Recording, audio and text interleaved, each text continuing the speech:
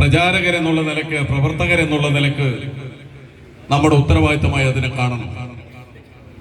10 വർഷം മുമ്പ് എന്തായിരുന്നു കേരളം, 10 വർഷത്തിനിപ്പുറത്ത് എന്തായിരുന്നു കേരളമെന്ന് ജനങ്ങളെ ഓർമ്മപ്പെടുത്തിക്കൊണ്ടായിരിക്കണം നാം വോട്ടിന് ചോദിക്കേണ്ടത്. 10 വർഷം മുമ്പ് ഈ മേഖലയിലെ, ആരോഗ്യ മേഖലയിലെ സ്ഥിതിയെ കുറിച്ച് നിങ്ങൾ ആലോചിക്കുക. കേരളത്തിനകത്ത് പ്രൈമറി ഹെൽത്ത് സെന്റർ എന്ന് പറയുന്ന സംവിധാനമായിരുന്നു 10 വർഷം മുമ്പ്. അവിടെ രാവിലെ 8 മണിക്ക് ഡോക്ടർ വരുമെന്ന് നമുക്ക് ഊഹിക്കാം. അതൊരു 8:30 ആവാം, ചിലപ്പോൾ 8 മണിക്ക് തന്നെ വരുന്നവരാകാം. 12 മണിയാവുമ്പോഴത്തേക്കും ഡോക്ടർക്ക് പോകാനുള്ള സമയമായി. പ്രാഥമിക ആരോഗ്യ കേന്ദ്രത്തിനകത്ത് ചെല്ലുന്നവർക്ക് 12 മണിക്കുള്ളിൽ ഒരു 3 മണിക്കൂർ എല്ലാം തികച്ച് നമുക്ക് സേവനം ലഭിക്കപ്പെടുന്നതായിരുന്നു ഈ പഞ്ചായത്തുകൾക്കകത്തെല്ലാം ഉണ്ടായിരുന്ന ആരോഗ്യ കേന്ദ്രം. ആ ആരോഗ്യ കേന്ദ്രത്തിനകത്ത് അന്ന് നിങ്ങൾക്കും എനിക്കും ഓർമ്മയുണ്ട്, നമുക്ക് OP ടിക്കറ്റിന്റെ രജിസ്ട്രേഷൻ നടത്തി തരുന്ന ആളിന്റെ ഒഴിവ് കഴിഞ്ഞിട്ട് വേണം അവിടെ മുറിവുമായി വന്നിട്ടുള്ളവന്റെ മുറി തുന്നിക്കെട്ടാൻ. 2 മരുന്നുകൾ അവിടെ ലഭിക്കും, പാരസെറ്റമോളും വലിയ ഭരണിയിൽ നിന്ന് നാളം വെച്ച് ഒഴുക്കി തരുന്ന അല്ലെങ്കിൽ പാർന്നു തരുന്ന എന്ന് വിളിക്കപ്പെടുന്ന നമ്മുടെ പ്രിയപ്പെട്ട മിക്സർ. ഈ 2 സാധനം നമുക്കുണ്ടായി. ആശുപത്രിയിലേക്ക് കയറുന്ന സമയത്ത് നമുക്കതിന്റെ ഒരു വല്ലാത്തൊരവസ്ഥയുണ്ട്, അതിന്റെ ഒരു മണം, അതിന്റെ പ്രയാസം. മനുഷ്യനെ ചികിത്സിക്കാൻ ഒരുപക്ഷെ ആ തരത്തിനകത്തേക്കുള്ള ചിന്തകളുടെ വളർച്ചയില്ലാത്തത് കൊണ്ട് തന്നെ കേരളത്തിനകത്ത് UDF-ന്റെ കാലത്തെ ആശുപത്രികളെ നിങ്ങൾ ഇപ്പോഴൊന്ന് 10 വർഷം കഴിഞ്ഞ് തിരിഞ്ഞു നോക്ക്. മറന്നു പോകരുതൊന്നും. നാം മറന്നാൽ നമ്മുടെ നാട് തകർന്നു പോകും. എന്റെ പ്രദേശം നിൽക്കുന്നത് അരൂരിലാണ്. ഡോക്ടർ ഇരിക്കുന്നതും എയർ കണ്ടീഷൻ മുറിയിൽ, രോഗി ഇരിക്കുന്നതും എയർ കണ്ടീഷൻ മുറിയിൽ. എയർ കണ്ടീഷൻ മുറിയിൽ ഇരിക്കുന്നു എന്ന് മാത്രമല്ല, 1 മണി കഴിഞ്ഞ് ഡോക്ടർ ഇറങ്ങിപ്പോയി കഴിഞ്ഞാൽ മറ്റൊരു ഡോക്ടർ അവിടെ ചുമതലയെടുക്കുന്നു. ആ ചുമതലയെടുക്കുന്ന ഡോക്ടർ 5 മണി വരെ ചികിത്സിക്കുന്നു. പാരാമെഡിക്കൽ സ്റ്റാഫിന്റെ എല്ലാ പാറ്റേണുകളും മാറ്റി ഫാർമസിസ്റ്റുകൾ 2ഉം 3ഉമായി അവിടെ നേരത്തെ മരുന്ന് വെച്ച് കെട്ടിയിരുന്ന OP ടിക്കറ്റിന്റെ ചീട്ടെഴുതുന്ന സംവിധാനം മാറി. അവിടെ നഴ്സിംഗ് അസിസ്റ്റന്റുമാർ വന്നു. കേരളത്തിന്റെ ആരോഗ്യ മേഖലയുടെ മുഖമുദ്ര മാറി. പൂന്തോട്ടങ്ങളായി ആശുപത്രികളിലെല്ലാം. എന്റെ നാട്ടിൽ ആശുപത്രിയിൽ വന്നാൽ റിസോർട്ടിന് തുല്യമാണ്. നരിപ്പറ്റ പഞ്ചായത്തിലെ ആശുപത്രിയിൽ പോയാൽ അതും റിസോർട്ടിന് തുല്യമാണ്. ചെക്യാട് പഞ്ചായത്തിന്റെ ആശുപത്രിയിൽ പോയാൽ UDF ഭരിക്കുന്നത് കൊണ്ട് പിറകോട്ടായിട്ടില്ല, അതും റിസോർട്ടിന് തുല്യമാണ്. തുണേരിയിലെ പഞ്ചായത്തിലെ ആശുപത്രിയിൽ ചെന്നാൽ, ഞാൻ എല്ലാം പലയിട്ടിരിക്കുമ്പോൾ അങ്ങനെ ദീർഘിപ്പിച്ചൊരു പ്രസംഗത്തിന് മുതിരുന്നില്ല. കേരളത്തിന്റെ ആരോഗ്യ മേഖലയിൽ അത് മാത്രമാണോ വന്ന മാറ്റം?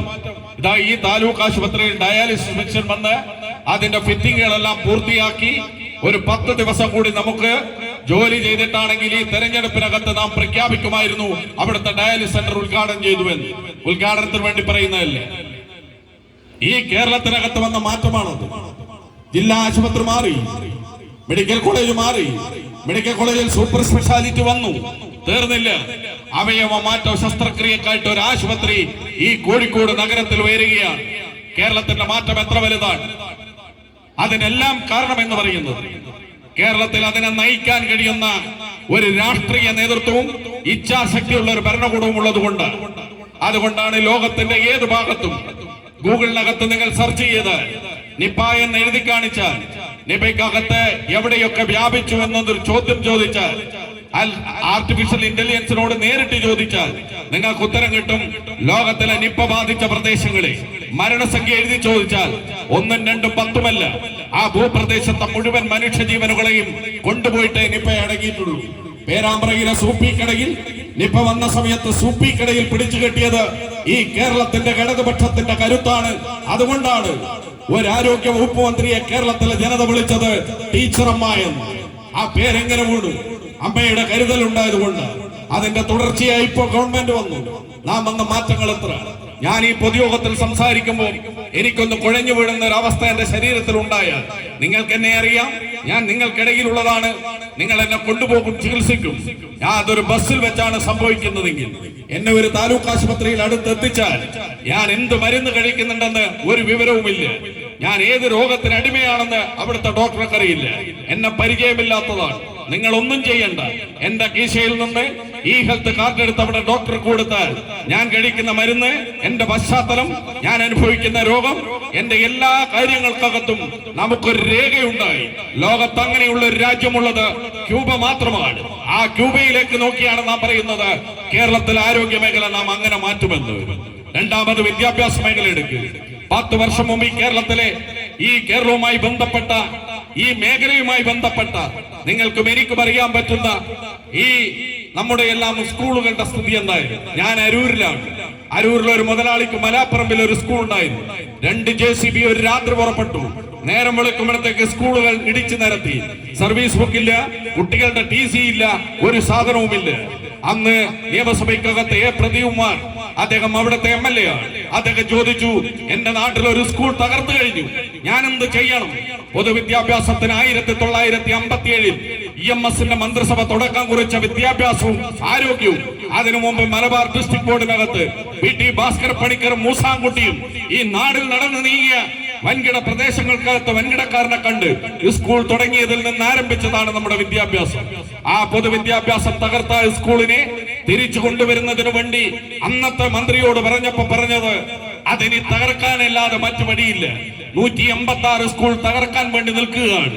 അതിലൊന്ന് തകർത്തിട്ടുണ്ടെങ്കിൽ 155 ഇനി ബാക്കി പൂട്ടാൻ വേണ്ടി കിടക്കുകയാണെന്ന് പറഞ്ഞ് നാഷണൽ ഹൈവേ NH 66 പോകുമ്പോൾ 66 സെന്റ് ഉണ്ടായിരുന്ന സ്ഥലം വീണ്ടെടുക്കാൻ മുതലാളി ചെയ്ത പ്രവൃത്തി. കേരളത്തിനകത്ത് ആ സ്കൂളുകളുടെ മാറ്റം അത് സർക്കാർ ഏറ്റെടുത്തു. അവിടുത്തെ എയ്ഡഡായിട്ടും അവിടുത്തെ ജീവനക്കാർ സർക്കാർ ഏറ്റെടുത്തു.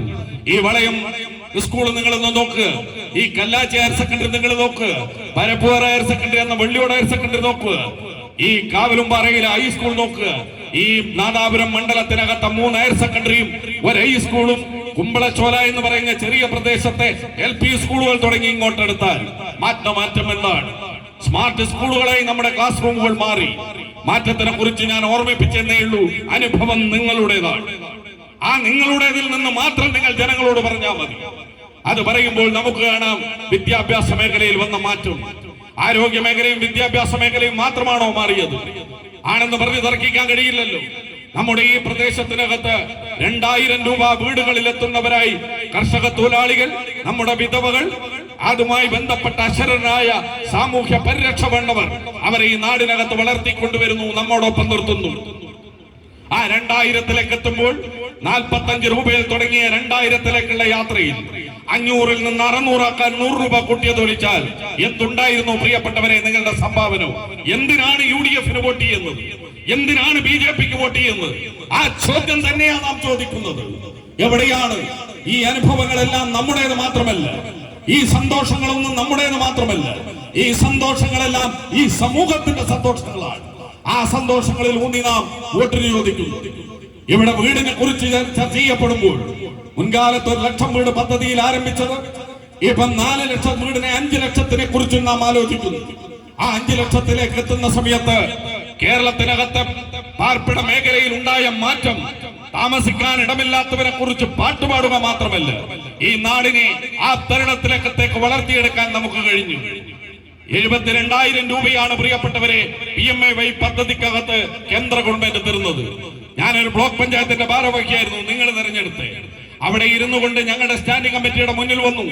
72,000 സംസ്ഥാന സർക്കാർ, കേന്ദ്ര സർക്കാരും ബാക്കി കേരളവും കൊടുക്കുന്ന വീടിന്റെ പണി കഴിഞ്ഞാൽ താക്കോൽ കൊടുക്കണമെങ്കിൽ നരേന്ദ്രമോദിയുടെ ചിത്രം വെക്കണമെന്ന് എഴുതി ആധികാരികമായിട്ട് അതിനകത്തേക്ക് നിയമം നടപ്പിലാക്കാൻ താഴോട്ട് കൊടുത്തപ്പം ഞങ്ങളോട് ഉദ്യോഗസ്ഥന്മാർ പറഞ്ഞു, നരേന്ദ്രമോദിയുടെ ഒരു ചിത്രം അവിടെ വെക്കണമത്രേ, ഞങ്ങൾ എന്ത് ചെയ്യണമെന്ന്. കേന്ദ്രം ഇത് മനസ്സിലാക്കിയ കേരളത്തിന്റെ മുഖ്യമന്ത്രി പറഞ്ഞു, വീടിനെ പോലെ തന്നെ അഭിമാനമാണ് കേരളത്തിനകത്തെ ജനതയുടേത്. വീട് മാത്രമല്ല, വീടിനേക്കാൾ തുല്യമായി അവന്റെ അഭിമാന ബോധത്തെയും ഗവൺമെന്റ് കണ്ടു. അതുകൊണ്ട് നാം പറഞ്ഞു, അങ്ങനെ ഒരു വീട് വെച്ചൊന്നും ഒരു വീടും ഇവിടെ പണിയേണ്ടെന്ന്. നോക്ക് നിങ്ങൾ, ഈ കേരളത്തിനകത്ത് വന്ന മാറ്റത്തിനകത്ത് ഈ 4 ലക്ഷത്തിൽ ചില്ലാനം വരുന്ന വീടുകൾ, ആ വീടുകൾ കേരളത്തിൽ പണിതതിൽ എവിടെയെങ്കിലും പിണറായി വിജയന്റെ ഫോട്ടോ വെക്കണമെന്ന് എവിടെയെങ്കിലും ഒരു നിയമം വന്നു? നാം അങ്ങനെയാണ്, നാം ജനതയോടൊപ്പമാണ്. ദീർഘിപ്പിച്ച് ഞാൻ സംസാരിക്കുന്നില്ല.